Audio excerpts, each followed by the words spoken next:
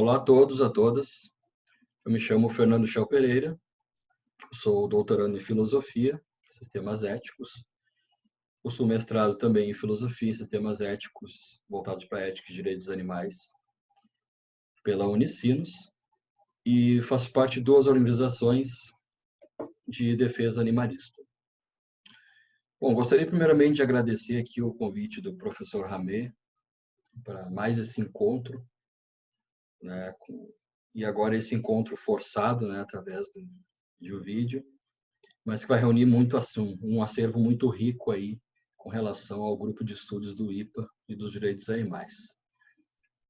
Bom, a minha fala hoje aqui, ela vai se pautar por eu até tive um certo problema para condensar a temática. Eu pretendi trazer uma outra gama de estudos aqui com referência aos direitos e à ética animalista, mas eu vi uma necessidade aqui conceitual em trazer essa temática que muitos que já me conhecem, de alguma maneira, pode se tornar um pouco repetitivo, porque eu trabalho isso de uma forma inerente, né, essa fala e esse trabalho prático com relação à defesa animalista, que é sobre os valores pragmáticos ou um valor instrumental através de perspectivas pragmáticas na defesa animalista, ou o que nós entendemos aqui por abolicionismo animal. Então, eu acho importante trazer isso, algumas terminologias, explicá-las bem, para avançar esse assunto e tentar, de uma maneira mais concisa, limpar esse campo e essa confusão que está se tornando, que eu vejo se tornar mais problemática nos últimos discursos que eu tenho acompanhado sobre causa animalista, né? Últimos discursos que seriam de novos grupos ou grupos já antigos, mas que têm adotado uma postura radical contra isso que se entende, que eles entendem por pragmatismo, né, o valor instrumental, que não aquele que seria um abolicionismo puro. Então, a minha fala vai pautar muito em cima disso, e eu vou trazer aqui aspectos bem práticos de como isso funciona, de como o valor instrumental funciona, e eu acredito que muitas pessoas vão ver esse vídeo e elas vão se identificar com ele. E no final dele é possível que até pensem que, bom, mas eu praticava um valor instrumental na causa animal e eu não sabia, acreditava que isso não era bom, né? Mas isso é. Então vamos compartilhar aqui com vocês alguns slides. Certo. Aqui eu começo com a provocação. Eu tenho começado sempre com essa provocação, eu chamo de crise existencial às vezes. Eu acho que até todo bom defensor dos animais deveria ter essa crise existencial, que é o acadêmico ativista ou um cidadão instigado. Por quê? Por que esses três? O primeiro, né, já diz ali, é o pesquisador, né, o pesquisador da ética ou direitos animais, que muitas vezes ele cai nessa área por, no mínimo, uma empatia, né, ou pelo movimento de justiça para os outros seres, no caso dos animais não humanos. O ativista, que é onde muitos começam, como eu comecei e sou ainda um ativista. Ou o cidadão instigado, que é o cidadão instigado. Aqui eu trago o cidadão instigado para comportar os outros dois, os anteriores, que é a revolta do acadêmico e a revolta do ativista. Por que revolta? Revolta porque sempre que nos deparamos com uma injustiça aos animais não humanos, as paixões vêm à tona. Tá? Paixões que eu digo aqui são as revoltas. Todo mundo se revolta com um ato de injustiça a um animal. Claro, também há pessoas, mas aqui especificamente aos animais. Todos nós nos deparamos e nos revoltamos, né? O cidadão instigado aqui é o que eu quero trazer para canalizar essa revolta. Eu tenho uma profunda revolta com a questão animalista, ou com a injustiça aos animais. Mas se eu não trabalhar, e se o ativista não trabalhar essa revolta, ele acaba se envenenando e parando no meio do caminho. E se envenenar e parar no meio do caminho é quase o padrão. E é perfeitamente compreensível, né? Porque é necessário ser forte para canalizar essa energia ruim, né? Esses sentimentos ruins de injustiça diante de tamanhas situações, né? E geralmente situações alarmistas, de constante urgência, né? Sejam pelas socorristas dos animais, ou sejam até o ativista acadêmico, nos seus debates e empreitadas de argumentos. Então, o cidadão instigado aqui, eu quero que vocês tenham em mente, ele vai estar voltado agora para o valor instrumental dos outros dois, do acadêmico e do ativista, para uni-los e tornar esses dois valores como inerentes na causa animalista.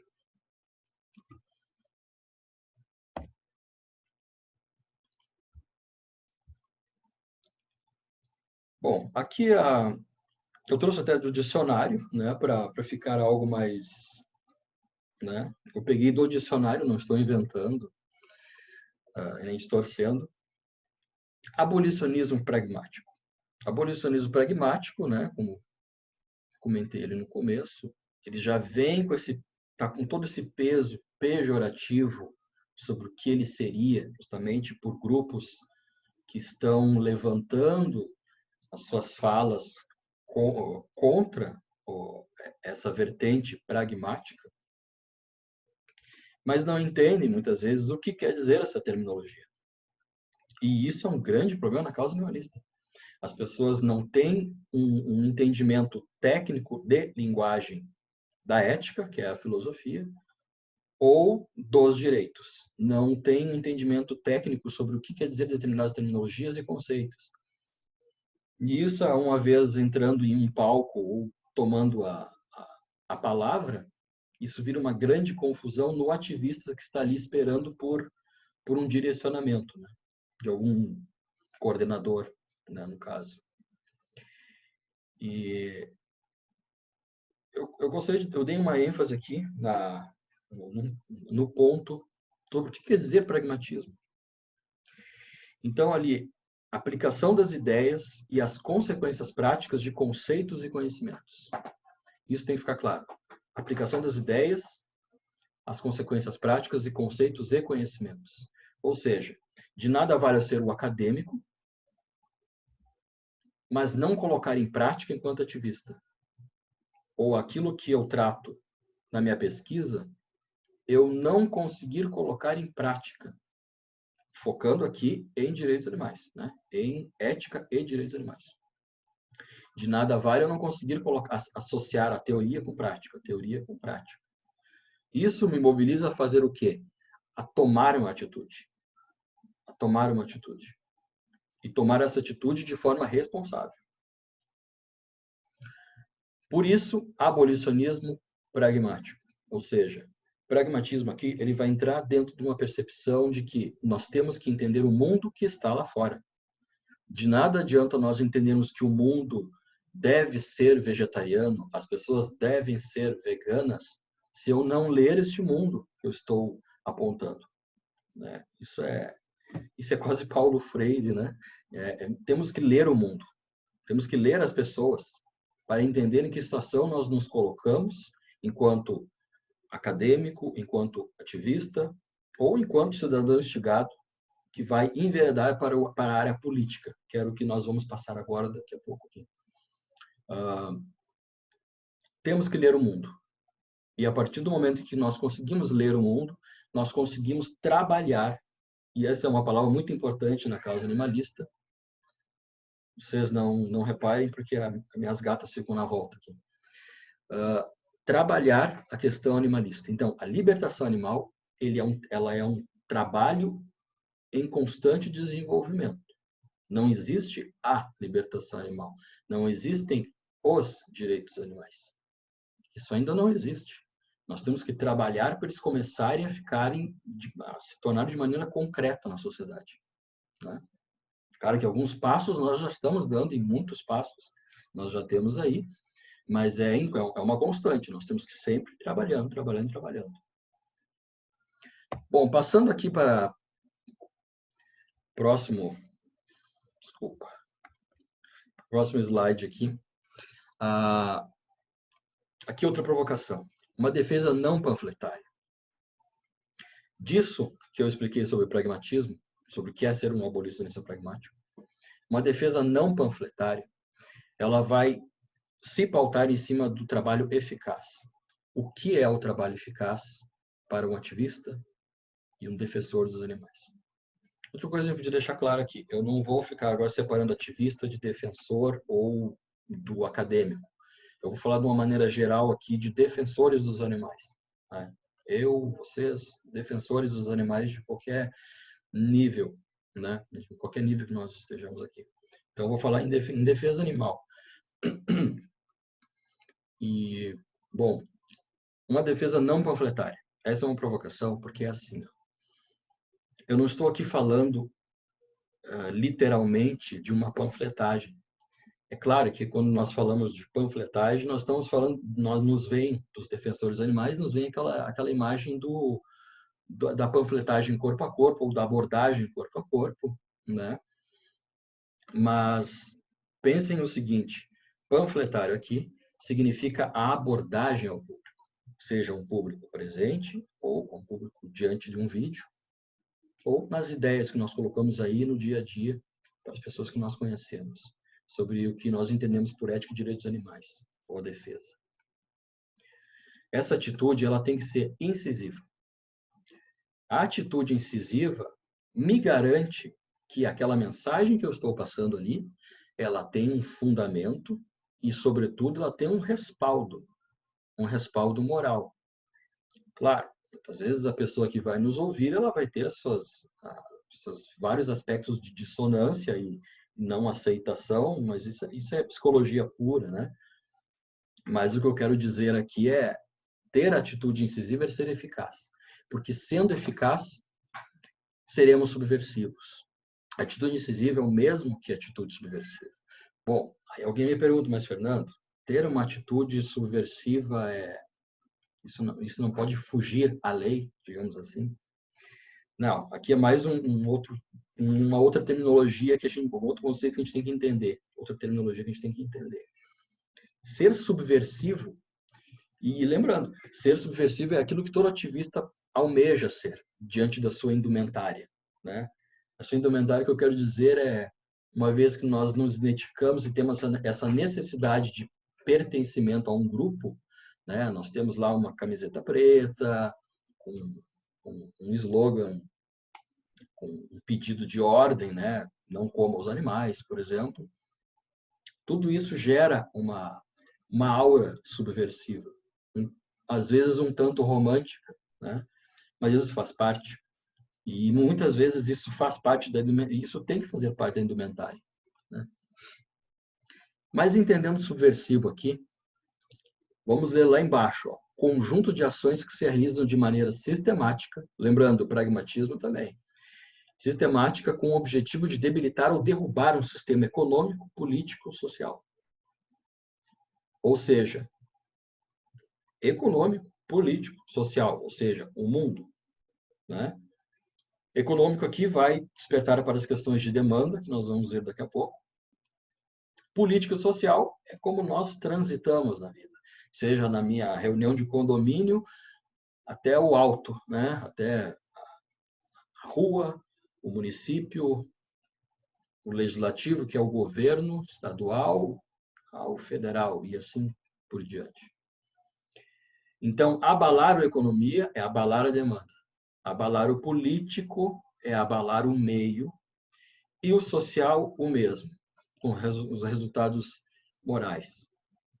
Então, ser subversivo, ser incisivo é o mesmo que ser subversivo. Ou seja, ter uma palavra firme e com toda uma bagagem argumentativa por trás.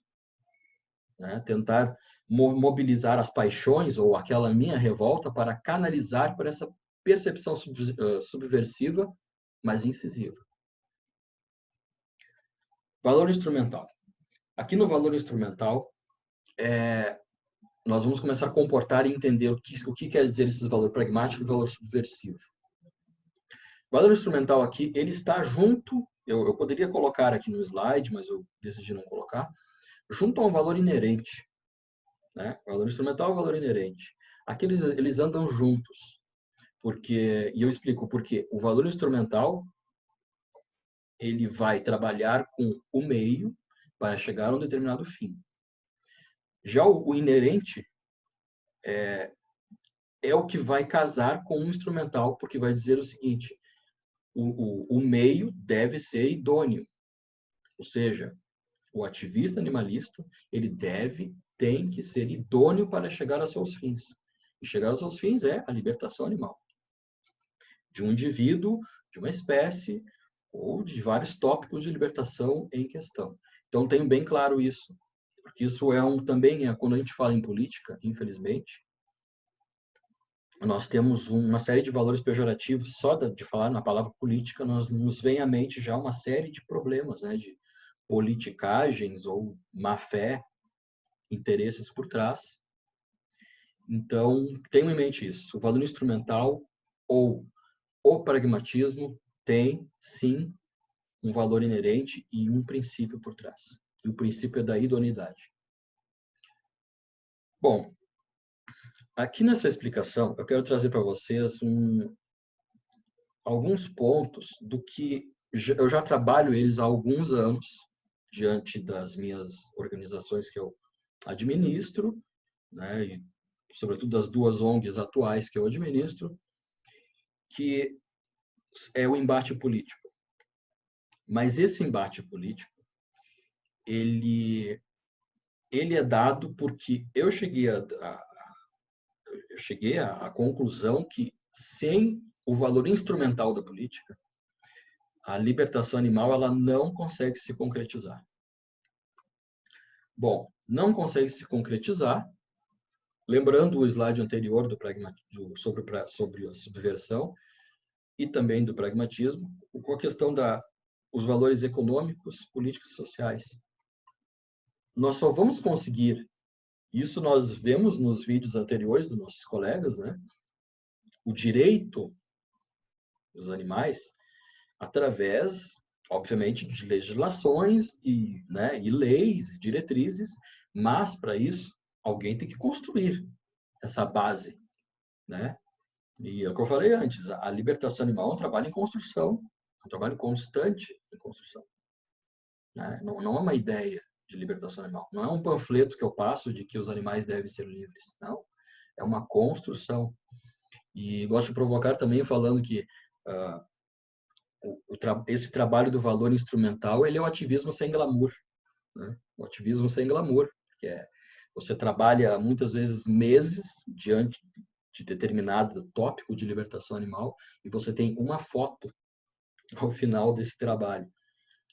O que eu quero dizer com isso é que não há um evento com muitas fotos ou com grandes resultados em muitas fotos. Existem alguns resultados eficazes com uma foto. Né? Então, explicando os pontos. A política como extensão da ética. Olha, isso aqui é receita de bolo para aquilo que eu falei sobre o instrumental com o inerente. A ética, a política deve ser uma extensão da ética. Ou, no caso do defensor dos animais, deve ser a extensão de um valor inerente, ou a extensão de um princípio. Os princípios não são negociáveis. Né? Os princípios não são negociáveis. Mas nós podemos trabalhar em volta dos princípios para se chegar a um fim, sem negociar os princípios. Então, a política deve ser, sim, uma extensão da ética. Isso tem que ficar claro na mente do defensor dos animais. Definir quem são e onde estão os representantes públicos. Quem me conhece já há algum tempo sabe que eu trabalho já há muito tempo com a questão dos animais de tração, as carroças, os cavalos. Tanto é que a minha pauta política ultimamente tem sido especificamente cavalos de carroças. E para isso meu grupo, minhas ONGs, nós entendemos bem essa questão, né? E nós temos que entender que, a partir do momento que nós deliberamos uma pauta, que ela cai, e todo defensor dos animais sabe disso, amanhã pode surgir algum por exemplo, um zoológico, né? Nós temos que tomar a pauta dos animais zoológicos. Pode acontecer algum caso sobre testes de animais. Nós temos que tentar nos inteirar sobre a questão dos testes de animais e com técnicos da questão, né, desse manejo de animais de laboratório. E assim por diante sucessivamente. Sacrifício animal é um exemplo. Isso pode tudo estourar no outro dia como umas pautas, né? Então nós temos que definir quem são e onde estão os representantes públicos. Porque de nada adianta eu olhar para um vereador, um deputado federal, senador, presidente, sem entender qual é a linha dele, sem entender qual é o partido dele. E aqui eu faço um parênteses, né? Que toda estratégia comentada ou contada deixa de ser uma estratégia. Mas como eu decidi fazer esse vídeo aqui, pela primeira vez eu estou trazendo em vídeo essas questões políticas. Geralmente eu trabalho elas de uma maneira de palestras presenciais e tudo. Enfim, fica registrada a estratégia aqui, mas ela não deixa de ser anulada. Definir quem são os políticos e agentes públicos. O defensor da causa animalista, ele tem que saber muito bem o que ele está fazendo. Ele tem que saber muito bem. Ele não tem que ficar na mão do agente público. Ele tem que oferecer ao agente público a alternativa da sua demanda, ou seja, da demanda da sociedade pelos animais. Então, se a sociedade cobra um alargamento moral para os cães e gatos de rua, ou seja, castração, melhores cuidados, etc., muitas vezes, até aqui fazendo um meia-culpa, o governante ele não tem uma noção muito exata do que quer dizer essa questão animalista. Isso é experiência própria, nós vemos. Muitas vezes não é má fé, muitas vezes não é até incompetência, mas muitas vezes também isso é não saber muito bem como gerenciar, isso ainda é novo, né? Se preocupar com os animais ainda é novo para o agente público. Então é importante nós termos em mente isso aqui. Nós temos que entender de quem nós estamos lidando, com quem nós estamos lidando. Quem é a situação, o momento administrativo, aqui é a roda, né? A roda política. Posso dar um exemplo aqui. Fecha-se uma agenda política com um determinado partido político, nós temos que entender quem é o sucessor, quem pode vir depois, quem é a situação, momento, etc. Temos que entender isso. Politicagem não é política. Essa é uma afirmativa assim, ó, crucial. Politicagem não é política. E aqui vem o tom pejorativo, né? Quando se fala, eu estou trabalhando aspectos políticos. As pessoas já viram os olhos entendendo que você tem algum interesse por trás. Né? Politicagem não é política. O que nós vemos quando nós ligamos a televisão, muitas vezes, boa parte das vezes, quando nós ouvimos conversas de botequim, conversas no supermercado, é politicagem, não é política. Porque a boa política é o que nós já tentamos fazer enquanto defensores dos animais, deveríamos tentar fazer, que é criar políticas públicas, cobrar do poder público determinadas leis de bem-estar que já existem. Isso é a boa política, né? Trabalhar essas questões. Então, nunca esqueçam disso. Entre aspas aqui, massa de manobra. Bom, aqui em massa de manobra, essa é uma grande provocação que eu faço quando eu estou em reuniões, os componentes da ONG, nós fazemos determinadas reuniões, e claro, até não são todas, né, que a gente faz isso. Mas eu deixo bem claro, e eu acho interessante isso, deixar bem claro que o meu grupo, advogados, que estamos ali naquela reunião para determinado tópico de libertação animal, nós não somos partidários daquele gabinete, daquele político, ou daquela situação política. Quero dizer com isso e chamar a atenção que, isso é literal o que é falado, o defensor, ou eu no caso, não sou massa de manobra. Não sou massa de manobra. E aí eu falo, claro, com todo cuidado, né, e educação, que o agente público ou situação do momento, o político do momento, é a nossa massa de manobra. Isso para inverter aquele terminho pejorativo que existe sobre massas de manobra, né? Onde o povo seria sempre a massa de manobra. Aqui não. Aqui é o gestor público que é a massa de manobra do defensor animalista. E ele é a massa de manobra, entre aspas, do defensor animalista porque ele tem uma demanda. É ele que tem que resolver a demanda para a sociedade. E a demanda da sociedade é construir os direitos dos animais.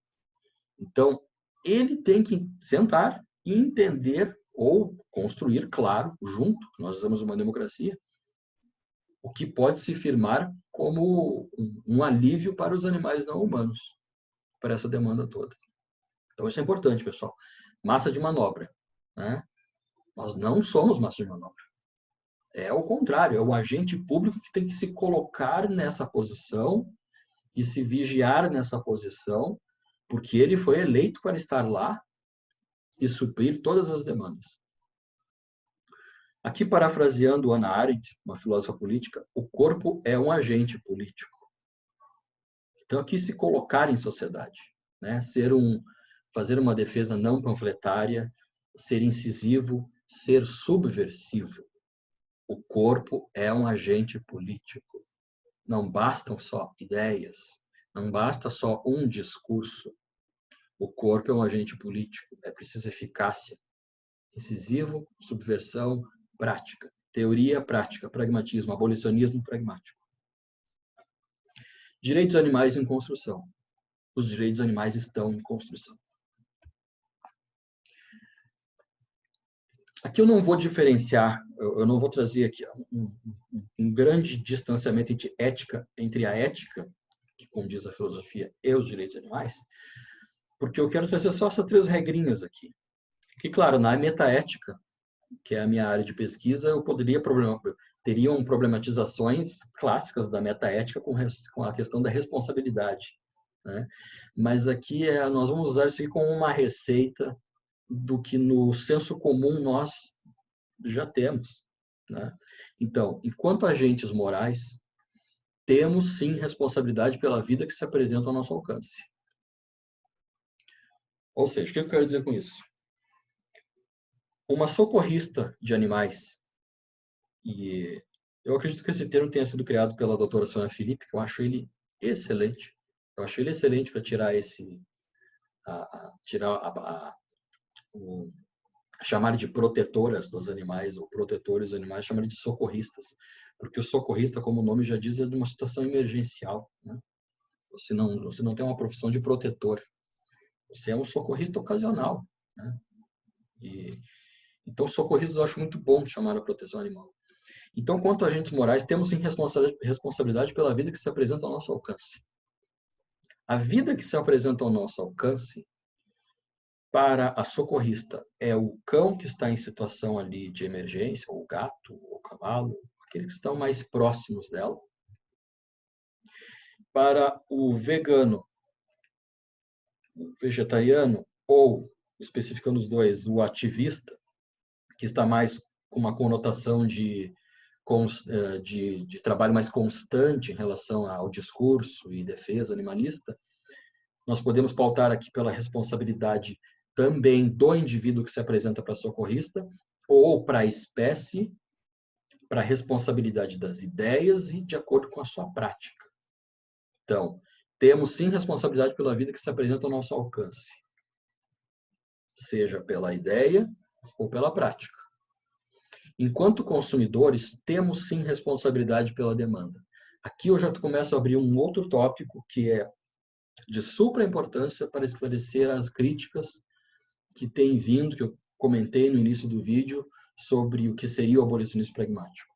Aqui eu já começo a abrir a próxima crítica, que é, enquanto consumidores, temos sim responsabilidade pela demanda. Ora, nós vivemos em um planeta capitalista, em um mundo capitalista, né, a demanda é a regra para tudo. E aqui eu não estou falando, pessoal, não estou falando de consumismo, estou falando de demanda. Demanda. Né? Você sinaliza para o mercado que você quer Y, o mercado lhe produz Y. Esse é um cálculo rápido. Então, enquanto consumidor, temos responsabilidade, ligando ao item acima. A ética precede os direitos. Aqui é bom fazer um parênteses. Aquilo que eu comentei, acho que no slide passado, devemos construir os direitos animais. Eu acredito nos direitos animais. Mas aí eu vou perguntar, direito de quais animais você acredita? Claro que isso é um problema da metaética, da ética, também de fundamentações dos direitos, mas enquanto cidadão instigado acadêmico, isso é muito importante, porque num lugar comum de fala, isso pode surgir como um problema teórico muito raso, muito fácil de se identificar. De quais animais nós queremos o direito, né? E aqui voltando à ética que precede os direitos. A ética é a base, é a questão basilar para empurrar uma verificação moral ou um direito. Porque um direito, muitas vezes, ele se estrutura numa sociedade a partir de já uma aura moral que já está em funcionamento no ar, como eu digo, na sociedade, há um bom tempo. Eu posso exemplificar aqui, que eu acho que é muito bom esse exemplo. Eu posso identificar aqui a questão dos cães, gatos de rua, cães. Há cerca de, vamos colocar aí 15 anos atrás, tá? Há cerca de 15 anos atrás, se alguém chutasse um cão na rua, poucas pessoas tomariam parte ou iriam reprimir aquela pessoa que fez aquele ato de crueldade. Poucos. Hoje em dia, se uma pessoa chutar um cachorro na rua, é bem provável que um açougueiro se defenda esse cão, esse animal que está sendo machucado ali na rua, reprimindo o agressor. Qual é o efeito disso? Já há um constrangimento moral com relação aos animais de rua. A todos já existe isso, mas sobretudo aqueles que estão mais próximos a gente por um grau de empatia, né? Em quase todos os lares brasileiros existem cães e gatos, né? Então as pessoas têm já esse alargamento moral com os animais domesticados, os chamados pets. Então pode ser a pessoa que consome carne deliberadamente, não tem nenhum incômodo com isso, ela vai se incomodar com a atitude cruel de alguém chutar um cão. Claro, isso a gente pode, alguém aqui poderia dizer, não, mas isso é especismo eletivo. Sim, tudo bem, mas a questão aqui é como está condensado o aspecto moral na sociedade que nós vivemos, no mundo lá fora. Então, a ética precede os direitos. Eu estou falando isso porque se nós não tivermos uma estrutura basilar para construir esse alargamento moral, nós não chegamos no direito. Porque os direitos, eles chegam através dos chamados, na filosofia, que podem chegar também a saltos de vara, né? A saltos assim, ou em degrau, né? Mas é basilar ter a ética. Nós nunca teremos, por exemplo, um direito dos animais sem ter uma estruturação ética por trás, né? Sem ter um porquê de atos protetivos a determinadas espécies e indivíduos. Então, isso é importante nós termos em mente em relação aos direitos e à ética dos animais. Aqui é o próximo ponto que eu gostaria de ver com vocês, que esse é um problema atual que nós temos no meio da discussão acadêmica e prática dos direitos dos animais,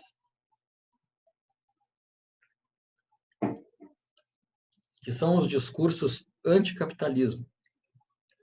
Se fosse só uma discussão anticapitalista sobre uma discussão econômica, sobre os sistemas econômicos, isso é perfeitamente normal, aceitável, isso existe, né?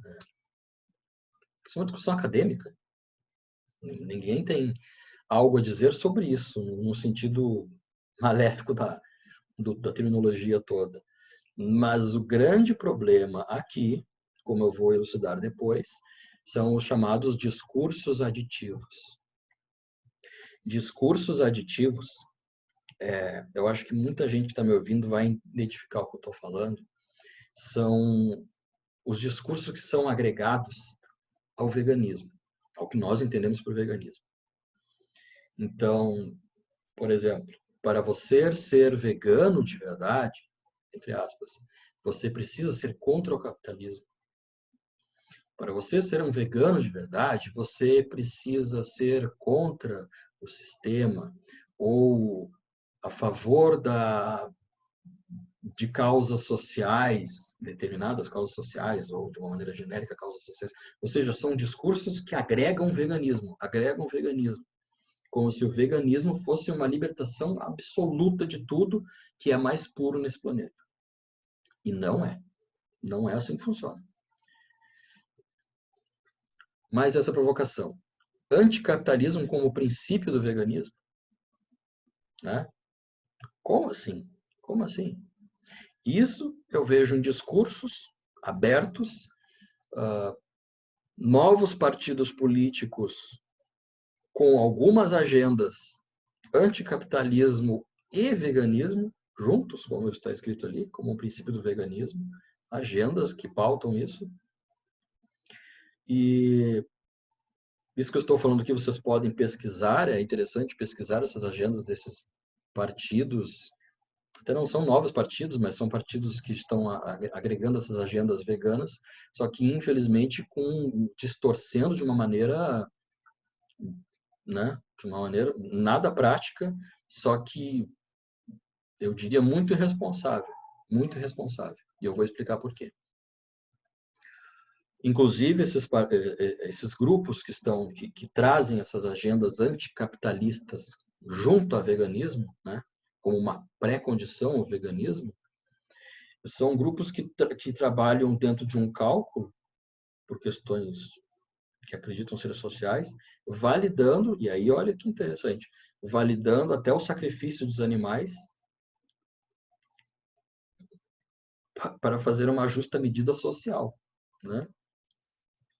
Mas essa questão do sacrifício animal dariam 3 palestras aqui. Animais não são produtos? Essa é a minha pergunta. O slogan de uma das minhas organizações, da minha ONG, é: os animais não são produtos, é uma afirmação. E ele não é um slogan que foi criado pela ONG, mas ele é recorrente, nós só agregamos ele para fazer esse bom marketing, né? Que os animais não são produtos. Ok? Eles não são produtos, daquilo lembrando antes o outro, né? O slide, dentro de uma perspectiva de uma construção basilar da ética para os direitos, eles não são produtos. Mas, para o direito, eles são produtos. Né? São semoventes, ainda são... O animal é um valor instrumental ainda. Né? O animal ainda é um meio para os fins humanos, infelizmente. Eu trouxe até essa figura do animal ali com uma excelente figura. A nossa vontade é essa, né? É apagar esse código de barra dos animais para não serem produtos. E essa é a construção dos direitos animais, né? Apagar esse código de barra. Mas isso é uma construção. Nós temos que chegar lá, nós temos que construir para chegar lá. Eu coloquei os animais não são produtos justamente para provocar essa questão anticapitalista. Como é que se sustenta um discurso de veganismo ao anticapitalismo, sendo que na sociedade, no mundo de verdade, os animais são tratados como produtos? Né? O segundo ponto ali é aquela famosa máxima do Benjamin Franklin, que é morte e impostos. Né? Claro que eu não estou ligando aqui a morte dos animais, mas morte como todos os seres vivos, a única certeza que nós temos dessa vida é que nós vamos morrer. Né? Desde a planta até o dinossauro. A certeza que nós temos é que todos iremos morrer. Então, esse é um ditado muito forte americano, né, da economia, que morte e impostos são as coisas mais certas do planeta. Por que eu estou falando isso? Porque agregar um discurso anticapitalismo ao veganismo inviabiliza completamente a causa animal. inviabiliza completamente. A única viabilidade que pode acontecer aí é de um grupo de estudos. É a única viabilidade disso, a única. Para os animais, nenhuma ou menos um, ou negativa, né? Porque você não consegue gerar demanda, você não gera demanda com o anticapitalismo. A demanda que eu digo é a demanda para as pessoas comuns, né? Não para o vegano que sabe onde ir comprar determinado produto e tem essa motivação, mas para as pessoas comuns, né?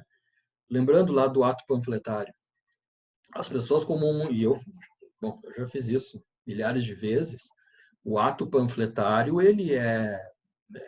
você tem que conquistar as pessoas. E as pessoas muitas vezes não vão ser conquistadas por valores éticos. Elas vão entrar em conceber essa ideia da libertação animal através da alternativa. Ou seja, ok, eu deixo de comer o meu hambúrguer vegetal, mas o meu hambúrguer de carne, mas e onde eu compro o vegetal? Ou seja, você tem que dar alternativa para ele, né? Com uma atitude e um discurso anticapitalismo e veganismo, você não dá essa alternativa. Inviabiliza, infelizmente inviabiliza. Até porque as pessoas não vão fazer bifes de lentilha em casa. É uma provocação, tá, pessoal? É claro que as pessoas podem fazer isso, não é difícil, é fácil. Mas a grande massa, ela consome.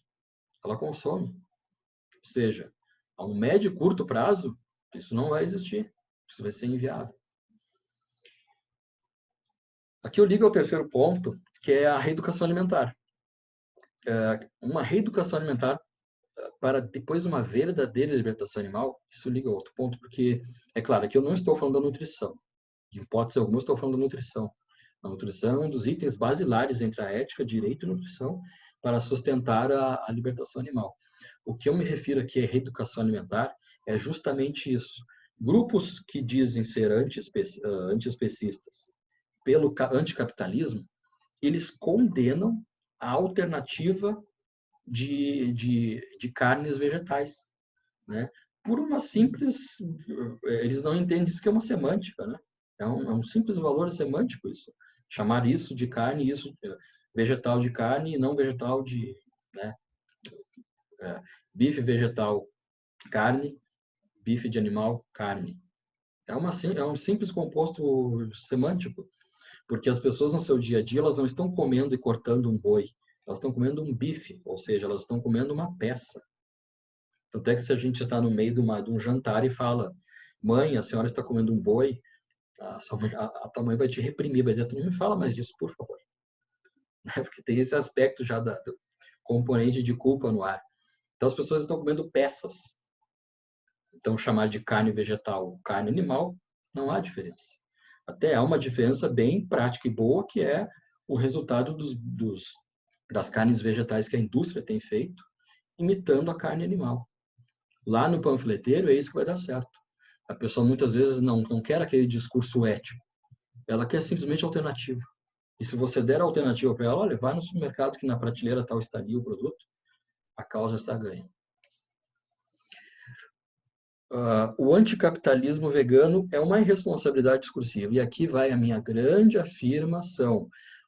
O anticapitalismo vegano é uma irresponsabilidade discursiva, no mínimo.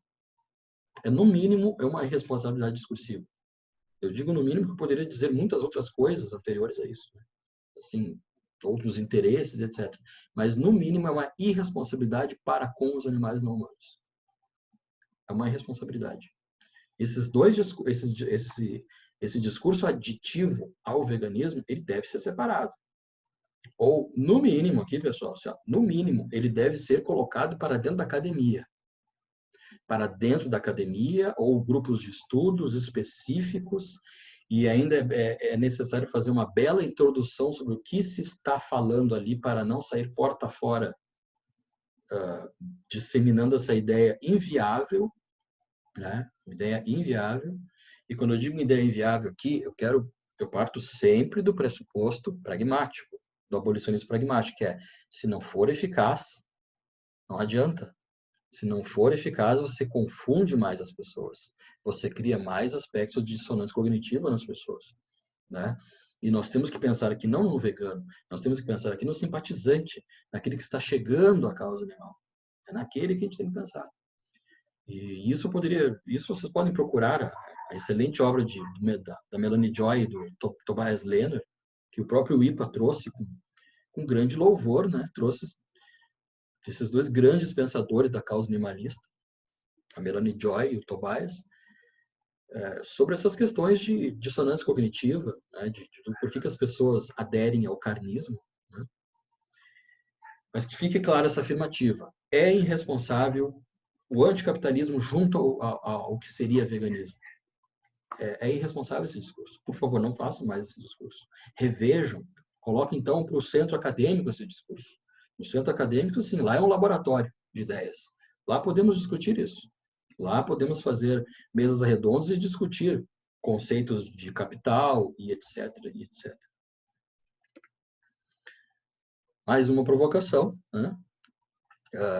Aqui parafraseando David Steibel, que é um grande filósofo canadense, e o próprio Tom Regan, podemos parafrasear com essa máxima aqui. Máxima não, com esse breve conceito que seria o veganismo. Ele é maior, mas acho que isso sintetiza bem, que o veganismo deve ser trabalhado na prática como uma minimização de danos aos animais não humanos. Isso aqui, ó, a gente tem que ter no slogan da camiseta, assim, tá? Minimizar danos, isso é veganismo. Minimizar danos. Minimizar danos de maneira eficaz é calcular a situação que você está, é calcular a comunidade que você vive, o mundo que você está pisando. Tá? Calcular o que você pode fazer naquele meio.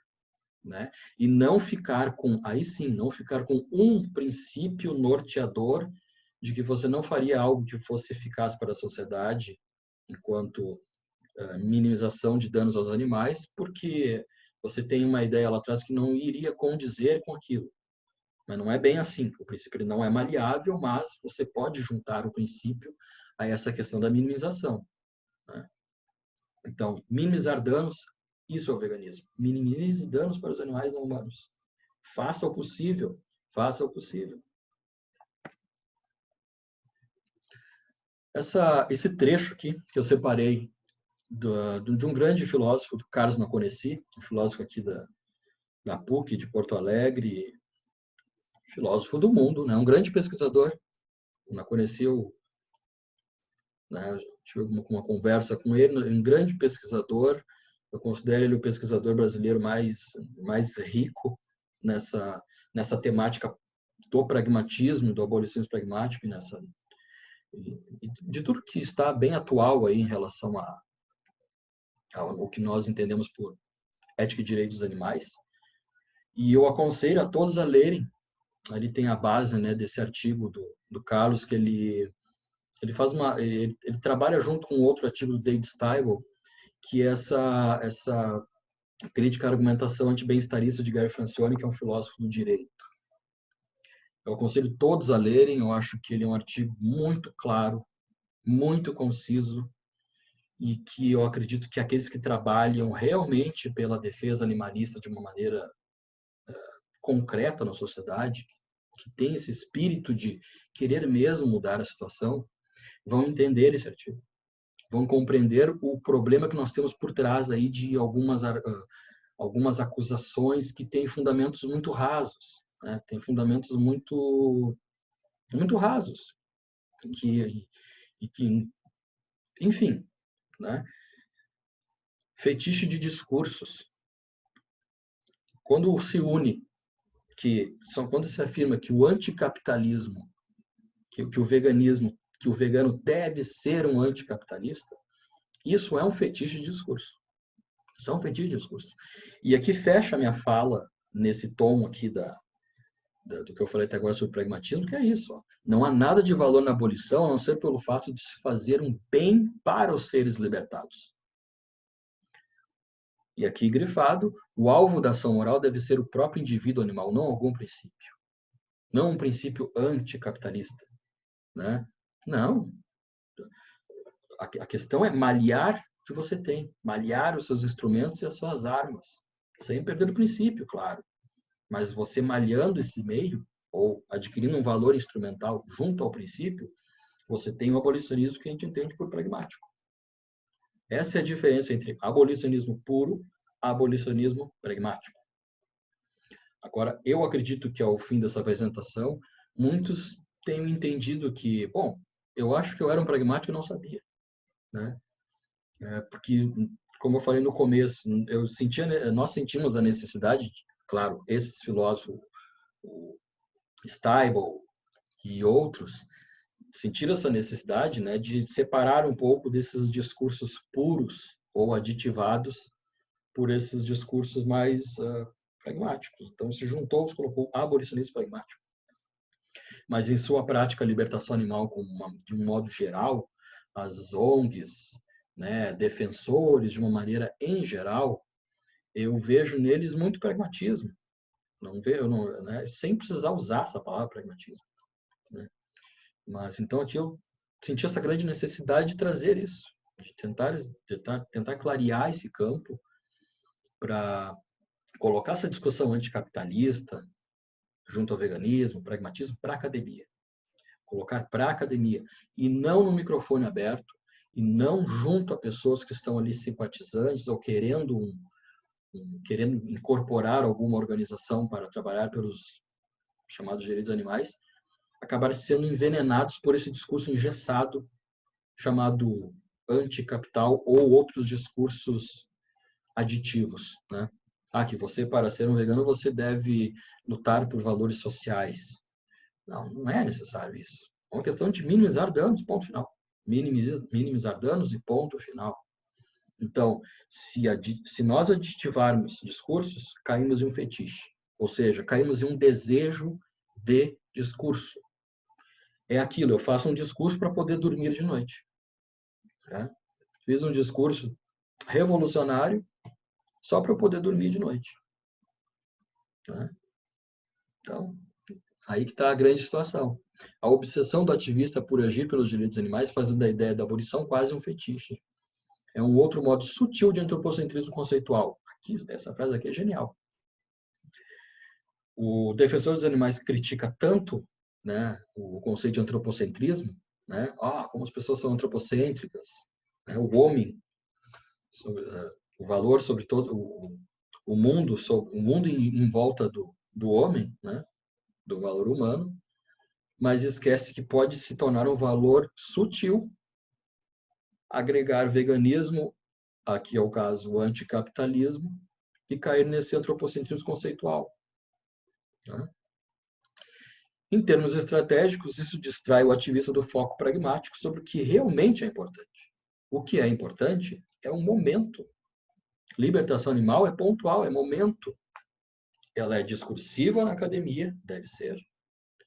Ela se dá no valor instrumental da política, deve ser. Como nós, defensores, devemos pautar isso com grande propriedade e não esperar a demanda do agente público. Nós geramos a demanda com muita propriedade e conhecimento de causa. E, como cidadão instigado, entendemos que isso é pontual. Amanhã pode estourar problemas de animais de consumo, né? Bois, vacas, abatedouros. Depois de amanhã pode estourar questões de sacrifícios animais, questões zoológicas. Nós temos que estar prontos e pontuais para cada situação e agir de acordo com a minimização de danos de cada situação. Por final, o abolicionismo animal por aspectos neutros. Aqui vai vir uma defesa que é tudo isso que eu falei, por aspectos neutros. O que seriam os aspectos neutros? Seriam aqueles aspectos do cidadão instigado, que não é nem o só acadêmico, só ativista, mas o instigado. O que é o cidadão instigado? É o cidadão envenenado. Né? É o cidadão que quer mudar a política, que quer trabalhar para mudar e gerar uma demanda com princípios, né? Com valor inerente, isso que eu falei até agora. Evitar discursos aditivos, restringir à academia ou ao grupo de estudos tópicos de convergências, né? Aquilo que eu falei antes. Trabalhar de forma apartidária ou com muita cautela. Não digo aqui, eu faço um parênteses aqui, eu não estou aqui dizendo que por eu ter minhas organizações, nós trabalhamos de forma partidária. Sim, nós sempre, isso é uma ordem, trabalhamos de forma apartidária.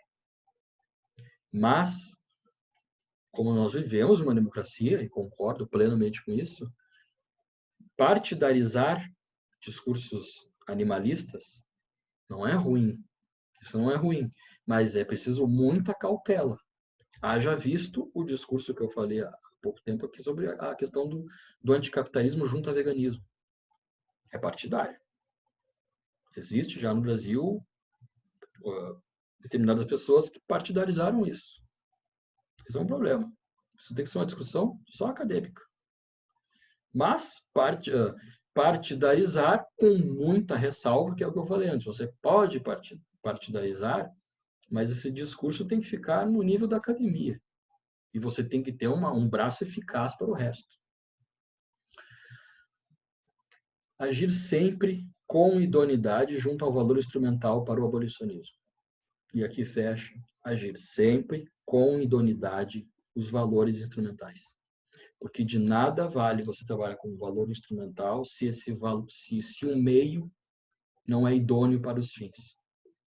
Se o meio não é idôneo, você perde a causa. Nós, os animais perdem a causa se o meio não for idôneo. Então, o meio sempre tem que ser idôneo. Sempre tem que ser idôneo. Enfim, aqui eu deixo o contato da organização, deixo essa frase, né? A libertação animal é um trabalho em construção, em constante construção. Eu espero ter colaborado de alguma maneira para o grupo, né? O grupo do IPA. Mais uma vez agradecendo ao Rogério Ramê por esse convite e espero ter agregado aí para todo esse trabalho aí que nós estamos tentando condensar aqui com relação à libertação dos animais não humanos. E é isso, pessoal. Muito obrigado. Até mais.